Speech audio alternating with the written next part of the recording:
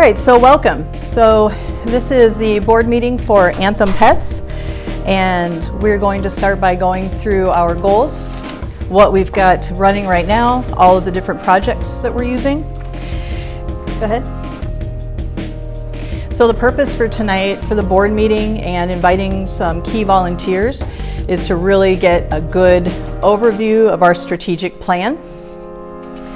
And number one, Anthem Pets is all about saving animals. That's our job. So we have two primary functions. One is reuniting lost pets with their owners, and the other one is rehoming pets or adopting pets out. So the big question is, how can we do this job better? And by better, I think is more volume, providing great care. We already do that. We already have great fosters. We already have great medical care. So I think having a facility, being able to take animals in an emergency situation, and being able to take more animals in and rehome more animals, right? So that's kind of, in my book, the definition of how do we do it better, as opposed to we're not doing it well enough, because that's not the case. So let's talk about, first of all, the tools that we're currently using. Animals First. Everybody should be familiar with A1. Everybody in the room, I think except Carol, has a login to A1, correct? Okay.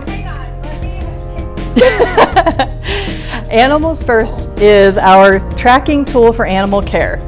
The thing that we haven't been keeping track of is the lost, found, reunited stats. That's coming. So right now, because we have an intake coordinator, thank you very much, we're inputting all of the lost and found animals, and we're keeping track of the days in between. We're keeping track of something called LOS, which is how many days the animals are in care. That's what Animals First does. Slack is a new tool for us, and it's a communication tool. So we've all been using it for what, 2-3 weeks? How does everyone feel about it? Do you like it? Not like it? So it's just a way to have everyone who's in the organization together in one place, separated by groups and individuals. So if you just want to have a one-on-one conversation, you can also do that right on Slack. But if you want to talk to everyone who's managing dogs, you can do that in the group. Intake, you can do it in the group. Okay. So it's a very powerful tool. Eventually, as you can see, I would like to have our vendors in there. Like we have 2 vendors in there now. Animals First, he's in there, as well as a swag vendor. And wouldn't it be amazing if we could actually have fosters in there, if we had a foster group? Because you could lock the groups, so we could have a group of nothing but fosters, but they don't see every other channel. They only see that group. So think about the uses that we could have for that. Email, everyone knows what that is. It's very important that the key volunteers, board members, have a Anthem Pets branded email, an Anthem Pets signature block that is consistent with all the proper information in it. Social media, so the Facebook page, the Facebook group, I mean, it speaks for itself. Incredibly high volume, especially with the lost and found pets. It's the way we communicate with the public. It's the way we tell them about events. It is a very, very, very powerful tool. And of course, the website. So the website in the past hasn't been as powerful for us as it could be. It does have the animals that are up for adoption. Everybody knows it has been the most painful, horrible transition ever when we left that little iframe. That's why Rhoda's here. She's going to make everything better. And eventually it's going to work the way it's supposed to. We're going to talk a little bit more about what we're going to be using the website for and how we can really get some benefit from it. All right. The next one is Google for nonprofits. Does anyone know what that is? No? So Anthem Pets was approved for a grant. The grant gives us $10,000 a month to spend on advertising. The advertising dollars that we use, will that not work? No, just mute. Oh, I thought it would mute her. The advertising dollars that we use on Google will drive people to the website. However, Google did not approve our website. So even though the organization is approved, they will not turn on our ad dollars until our website is in compliance. What they mean is There's nothing personal on it. They're like, who are your people? Who's on the board? Do you have a success story? What do you do? What is your mission statement? Do you have a blog? There was a laundry list of things that we have to fix before we can start utilizing that money.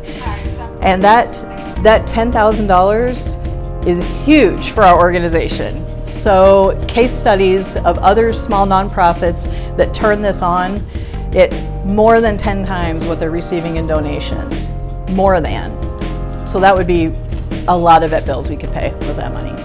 So it's important that we're in compliance so that we can get that grant to start. Jot forms. So what do we say about jot forms?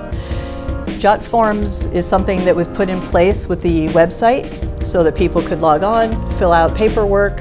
We get emails, the emails get forwarded, things sit in jot form. We don't know if it's been dealt with or not. It's just the whole thing is not great for an organization as spread out as we are. If we all worked in one building, jot forms would be beautiful, but we don't. So phasing jot forms out to make it integrated is going to happen. So we have clerical volunteers that have been going through jot forms and inputting all of the 2-year-old forms just to make sure all the archive data is in there. And then we'll get to processes soon to kind of get this figured out. So it's a work in progress. Shelter manager, everybody remembers that's been here. Shelter manager is where our animals used to be. So we have about 7 more months of shelter manager access, and then we won't pay for it again. So we have merged all the old data into Animals First. However, because shelter manager was so old, half of the data couldn't even come, like the pictures, any attachments, nothing. So we got the basics, the adopter's name, the pet's name, microchip number, all that. So I have 2 other volunteers who are doing nothing but looking at Shelter Manager, looking the animal up, and putting in all the missing data, uploading the missing pictures. It's time consuming, but I think that will be done maybe in 2 months or so. And then we'll go in Shelter Manager and everybody look in there, and if there's anything you need, any reports, we'll pull it all out, and then we'll just let it close down. So we'll be done with that. Yahoo is ending on 11/15. So Yahoo was another temporary solution because we needed people to log in from all over. Nothing wrong with that. But that is a compliance issue. So using a non-branded email that is not on our server is an issue for a lot of places that I'd like to get grant money from. That's why we had to switch over. So that will be going away, and anyone who's going to be monitoring the rescue will be doing it through Outlook at that email address, and everything coming from jot forms will automatically go to the proper parties. There will be no need for anyone to see a jot form. So that's going to help cut down. And have you been unsubscribing to everything, Taylor? Yeah. Everything, okay. And Dropbox needs a huge revamp, not because there's anything wrong with it, just because there's a lot of stuff. Adam and I have been spending some time going through there. There's a lot of gems in there. There's some amazing ideas in there. There's so many crazy, awesome things, and it just kind of needs organized, but that Dropbox is great. We've been using our corporate Dropbox to support the photos because we don't have enough space in the Anthem Pets one, so who knows, maybe we'll eventually get one. But if Anthem Pets doesn't have to carry the expense right now, there's no sense in adding it. Okay, has anyone noticed that these are all our pets? I don't know. All right, processes, my favorite part. So right now, the process has been everybody that has the time steps up and does it. Sharon is online desperately looking for fosters. Heather goes and gets a cat. It's dropped off at your Daisy Mountain. I mean, everybody just does the absolute maximum amount that they can do in order to get the pets. I mean, period, right? So the problem is it keeps the tracking, makes the tracking difficult. So if we had a really easy intake process, then I think it would work a lot smoother. And the idea is not to stress everyone out. So a clear path with roles and responsibility and time frames. So intake and adoption time frames, we kind of talked about it a little bit with the foster to adopt, and we shortened our stray hold, right, from 10 to 5 days. So that's kind of a new timeline, that's good. Right now intakes are happening really quickly. So that's a very good positive thing, which means you guys can go in and put a note in, you can attach a foster, we can say they're at DMV or Sonoran right away.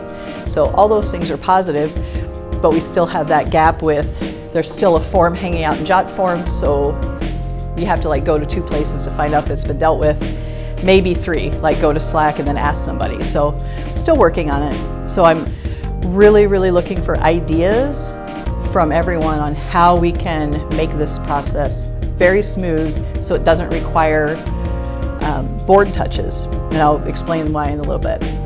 All right, lost and found. So processing lost and found, we can generate a significant amount of grant dollars from our lost and found activities, and here's why.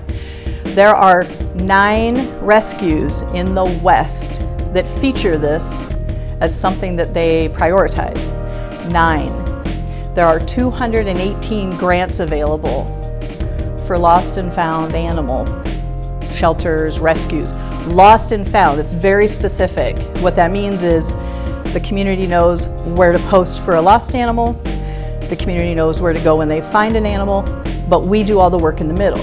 So unlike the boards on Facebook where it's sort of, I'm putting the information out and the public is doing the work, we're doing the work. That can get us a lot of grant money.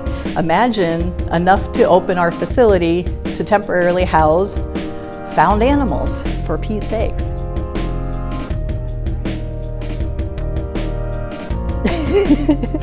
What'd she say? I don't know. We're just listening right now, Amy. Okay. We love you, Amy. So that is big. She's asking for a lot of writing. Right. Grant writing. No, not really. It's forms more than anything. So the reason why we can't yet qualify for those grants is the dates. Sounds so simple. We need to know the date an animal is reported found, the date it's reunited with the owner, the amount of days in between those 2 events. Every grant opportunity focuses on the analytics. How many dogs? How many cats? How many did you give care to? There are grants specifically for taking care of, like those dogs, the 2 ladies, right? We could be paying for their medical care under this grant because their stray hold is not up and they're found animals. If the owner comes up and they can't afford to pay the bills that we just racked up, that grant pays for it. So there are so many great opportunities, but we can't get them until I can print out a report that explains how awesome we are at our job. Anyone have any idea how many animals we reunite a year? Yeah. So what about the repeat offender dogs? So do we need to actually literally re-intake them? Oh, yes. Re-hold them and then Yes. reprocess them out? So like Yes. Tank we just did? Correct. We would have to, because that's a statistic. We go through the crap every time. And if Hank gets hit by a car and we're paying for it, of course. I mean, thank goodness Hank is chipped, so we already Yeah. know the owners, so we can contact them. so yeah, in and out. But yes, every time. And with, having an intake coordinator on the job and with grant money, we have 2. I mean, these are the kind of things we can accomplish, just constant getting those dogs reunited, maybe for even a bigger service area if we want to take that on at some point. The sky is the limit here, which I did not know until I did all the research. It's super exciting. Timelines. It's tightening of timelines for all processes. We already did it for the stray hold, which is great. I think 5 days is fair. I thought 10 was fair, but 5 is great.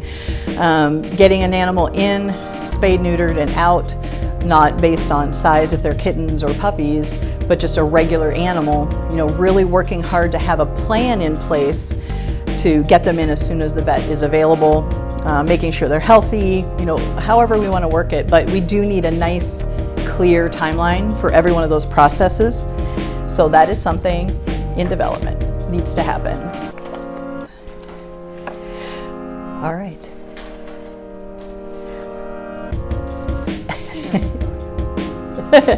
Okay. Amy, we'll talk about it at the end of the meeting. Just listen. Trust us. Okay. Okay, next. Massive website improvement. We're going to be doing a lot of great improvements to the website. Some are just visual and awesome, like a cool video in the front. But the most important thing is actionable content. And what I mean by that is somebody wants to surrender their animal, let's say, which happens quite a bit. We simply have a page about surrendering your animal, and the page isn't a resource page necessarily, but it is the directions. We will accept your animal if A, this is where you live. 2, you have to have your vet records in a way that we can get them. 3, you have to provide your microchip information in a way that we can change the microchip. You know what I'm saying? Just very actionable, clear, easy to understand content, and then the button that says here's the form and you have to pay the money. That's it. So we have to make it easy. The next step with A1 is when someone fills that out, guess what happens? An email gets generated and mailed to them that says, do you remember those 4 things? Here's the email, attach those 4 things and mail it back. So what we're trying to do is take our hands off of it, because every time we touch it, it costs us money. So what we're going to do is make that not be expensive for us. We want to take every pet that someone wants to surrender, right? We want to find a home for every one of them. It's hard. It's hard. I want to take every damn animal, but let's make them do the work, you know, and we'll go from there. Okay, Google approved. I kind of hit on that already. There's a laundry list. Rhoda knows the list. I know the list, and I think about the list all the time. So it's happening. We talk about the list at 3 in the morning. We talk about the list at midnight. Okay. In compliance. So, right, we are a 501c3. There are things that we have to do by law. We're not doing them. So we're going to start doing them. We're not out of compliance, so don't get me wrong. Our license is not in jeopardy. Small things. They're just small things that mean we can't go out and get big grants. We're going to, what's that? Like name tags for volunteers. Yes. So, and the other thing our website needs to do is show who we are. Here's what I mean. All right, transparency. When someone comes to the website, they can see who is on the board. If you do not want a picture up, you don't have to have a picture up. I thought it would be cuter if we put a picture of one of our pets. Yes, yeah, absolutely. Pick our favorite dog or cat and the story about how we got them. Every one of us has a rescue pet or 12. So that's, and then an email address. Like mine, I'm going to put my phone number out there because guess where the buck stops, right? If someone's pissed off, it's with me. My phone number is going to be up there. You don't have to do that, but your email address should be there because we want the community to know who they email, you know, if they need something. Primary volunteer, same thing. So if we have a volunteer coordinator, and let's say they're interested in volunteering, but they don't want to fill out a form, but they want to email someone, they can. So it's just about, these are the people you get a hold of. Not about putting out your personal information. You don't, like I said, you don't have to have your picture up, but here's the names, and here's an email. We're real, okay? Our mission statement. We have like 3 or 4 different mission statements that I have found in our documents. We've got a writer that's working on some, and we'll kind of massage it and go through it and come up with a really great one that really fits what we're trying to do. Success stories, we already collected them. We had a professional writer go through, write and edit them with photos. They're ready to go on the website. We'll be putting together a new brochure, new business cards, much more modern. We'll be using, if you've ever seen like the little 3x5 cards that we can hand out quickly in an event that has all our social channels and what we do, our mission statement. Just easy. Active, relevant blog, that's a Google requirement. So we need to meet that. And then we're going to have a page that has our financial information on it. The things that we're going to include is an income and expense statement for every month. This is not going to have our bank balances. It's not going to have salary information when we get there. What it's going to show is the income that we receive from adoptions and donations. It's going to show the expenses that we put out in veterinary care, rent, technology, because it's important for the public to see that those numbers aren't always in the right order. We go in the red, they need to know. So the public can take a look at that, and because of our status as a nonprofit, if someone called me up and said, I want to see your books, we would need to show them. So why not just put it out there? I think that's the best thing that we can do. And someone that says we're charging too much for a cat will understand a little bit more. Okay. Also, progress towards special projects. So when we say, hey, we want an SUV and we want it wrapped and we want insurance and we want an employee and it's going to cost this much money, how close are we to that goal? I think the public should know, because if they want to really get in there, let's get someone that looks at our site and falls in love with our cute animals and says, I'm buying them that SUV, right? So let's put that out there.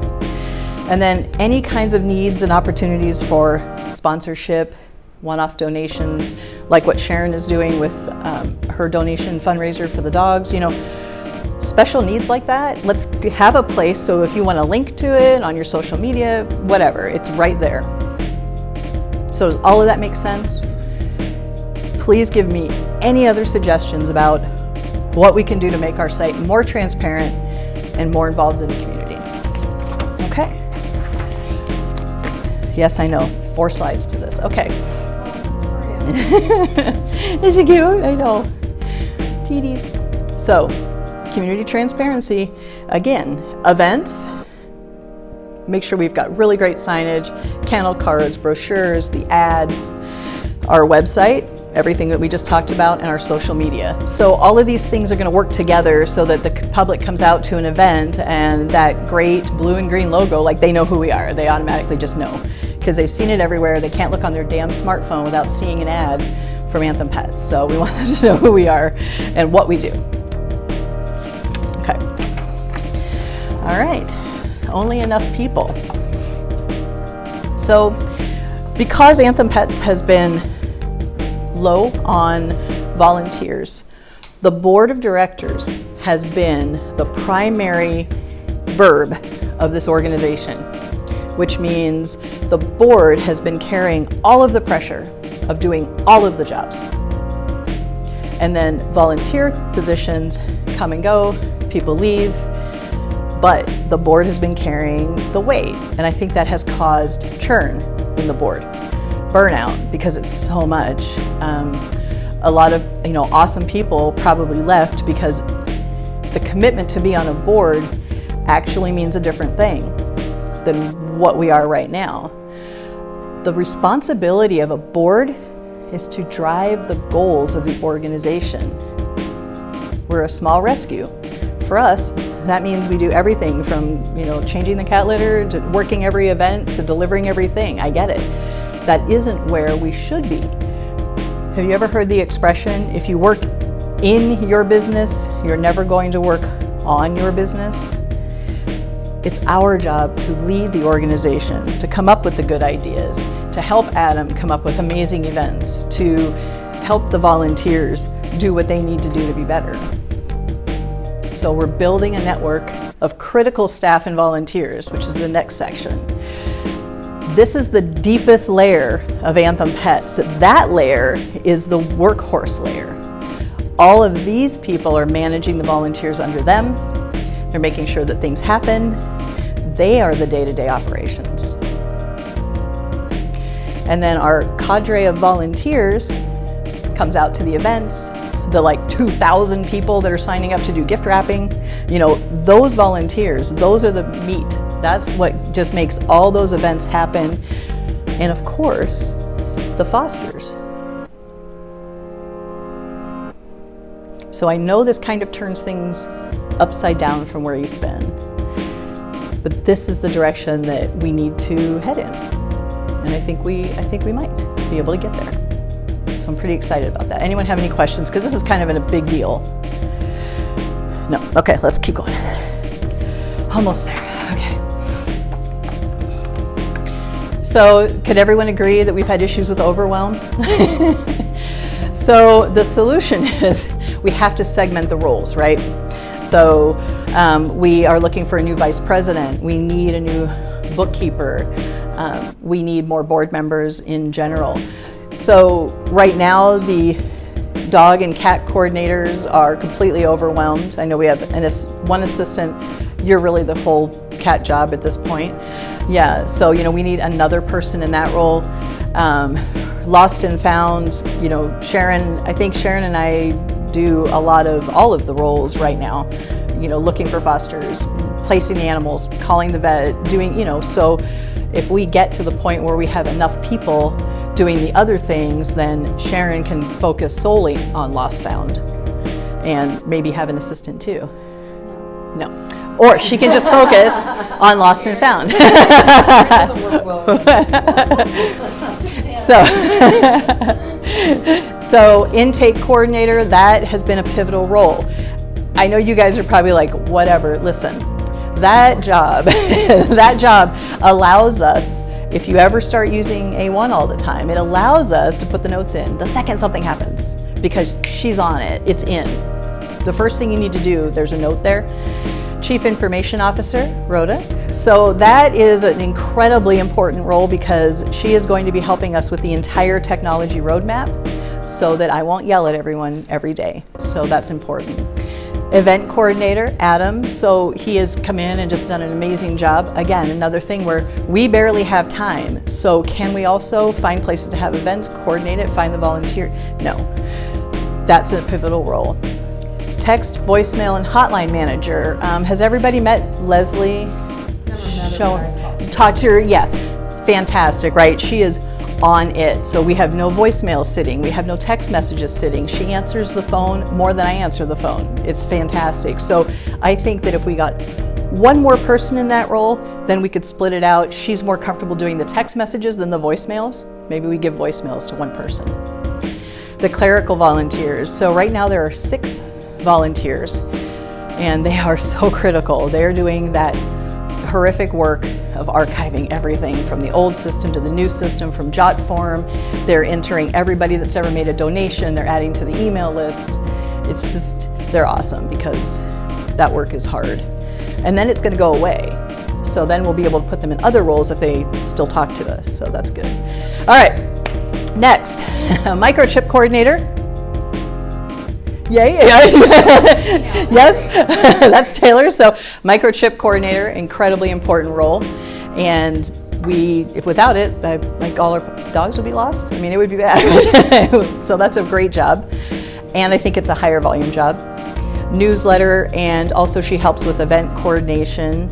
Cheryl, I know Adam, you've probably talked to her, worked with her. She's fantastic. So she helps out everywhere. The newsletter, jumping on to the website, adding an event, wherever we need her. So she's really great.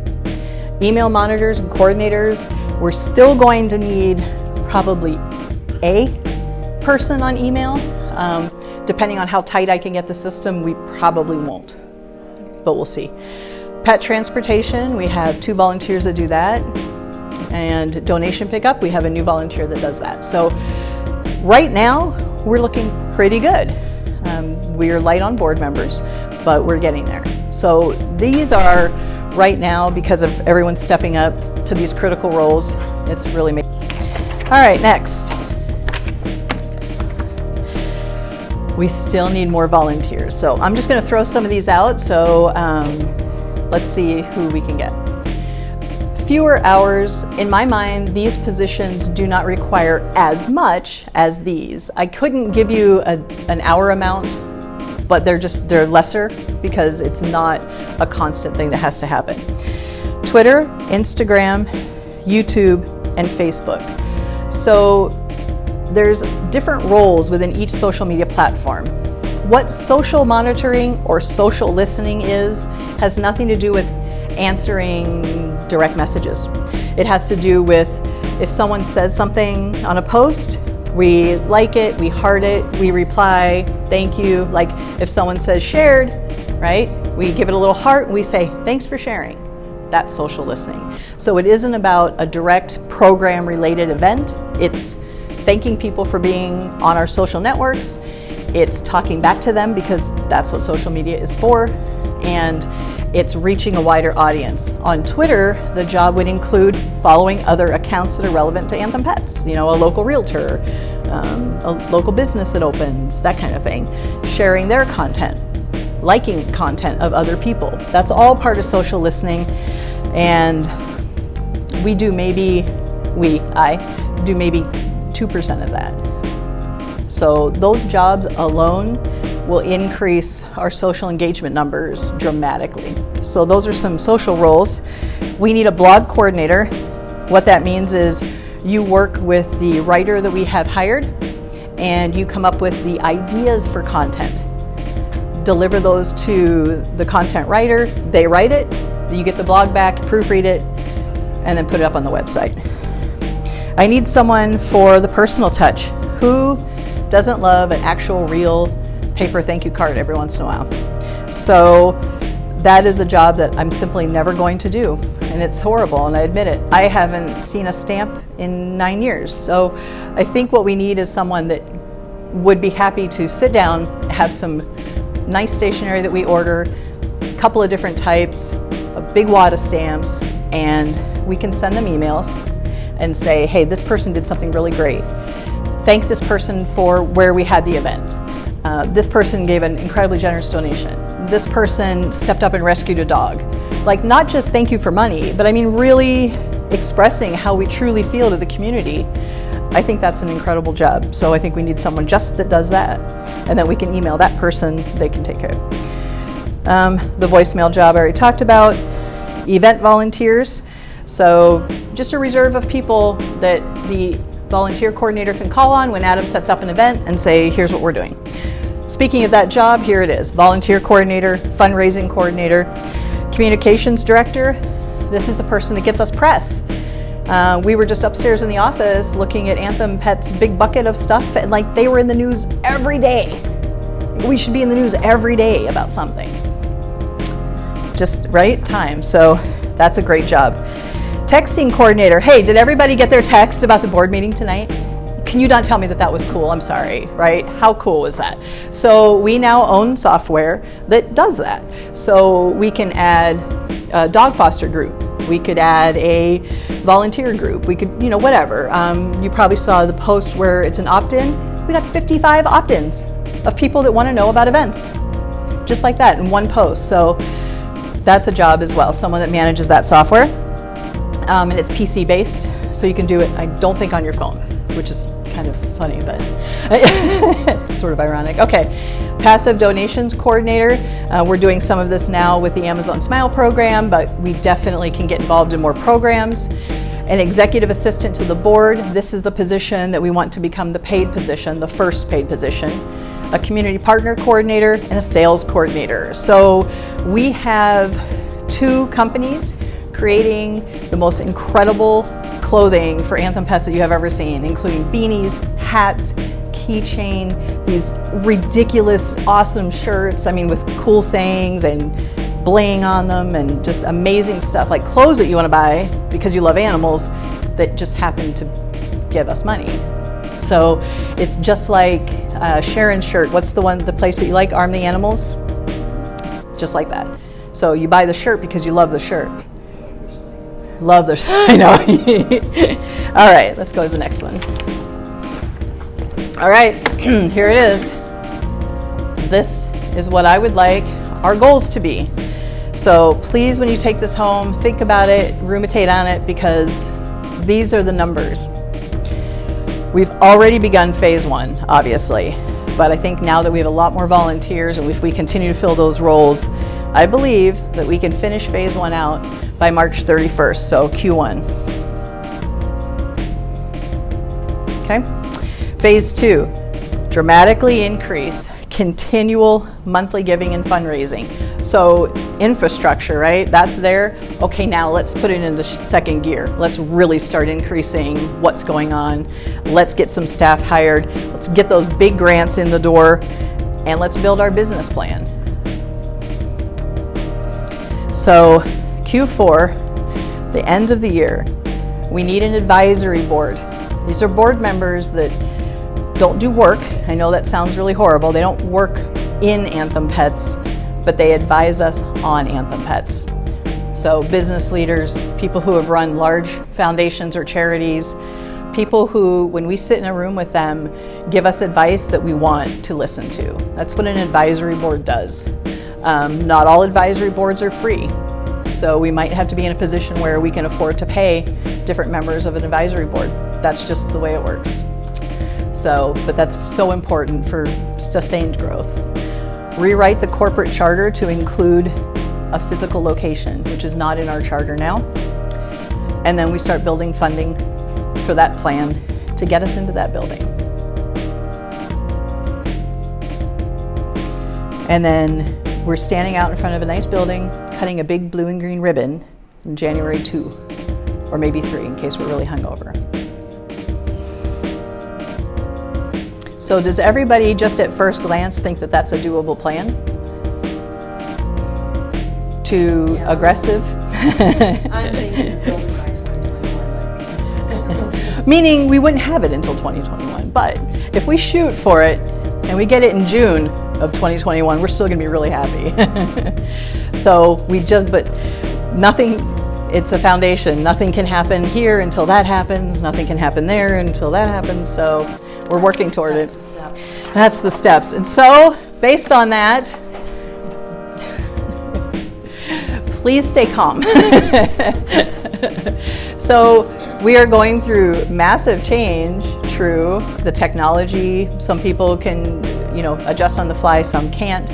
We need a lot more volunteers, and things will continue to change. We're gonna make a lot of mistakes. We're gonna decide that the plan that we started on sucks, and we're gonna throw that out, we're gonna start again, and that's totally okay. As long as we do what we're supposed to do, and that's take care of those guys. Then we're just going to keep carrying on. We're going to keep moving forward. So stay calm. No one panic. All right, let's talk about funding. We have 4 primary funding sources. The way they will look in the future is a little bit more aligned with this. So it's not here yet, of course, but this is what we have to roll toward. Corporate grants. So our largest income is going to come from large corporate grants and corporate donations. Active fundraising, the events that we put on, the fundraisers that we hold, donations at events, any kind of, we're really going out and getting the donations. So that's active fundraising. Passive donations are what we talked about earlier, the smaller programs, like getting as many people as we can to sign up for that Fry's loyalty card thing. That's amazing. Amazon Smile. Those are passive donations, meaning people just do what they do and we get a piece of it. So I know there are probably a lot of passive donation things, so we need to work on those. Excuse me. Okay, and adoption fees. So right now, if you look at our income, adoption fees are pretty small compared to the money that's donated. So they don't really make up for very much income. So in kind of putting this together, I assume that wasn't going to swing too much. However, if we dramatically increase the number of animals that we can adopt out, that will get larger, but will it be offset by such a dramatic increase in expenses? Hey guys, can we hold that until the end? So if it's not offset by a dramatically large increase in expenses, then great. If it is, we really have to start watching that number as we get in more animals if we can. Okay, so that's those numbers. Events. So welcome Adam. Yay, amazing job. And he's gonna talk here in a little bit about everything that he's got going on. The adoption events, key. Frequent adoption events in Anthem and outside Anthem. Donation events so that we can raise awareness, like what's going on in Phoenix in December. No, we're not going to adopt a single animal, but guess what? We're going to talk to every food distributor, we're going to talk to every veterinary clinic, we're going to talk to every person that can possibly be a partner to us. And where else can we talk to 800 potential donors in one day? Nowhere, except for that Phoenix convention, which we have prime billing in now. So we spent the money and we are a sponsor of that event. Sponsorships. So the other way around, let's get other businesses to sponsor us for things.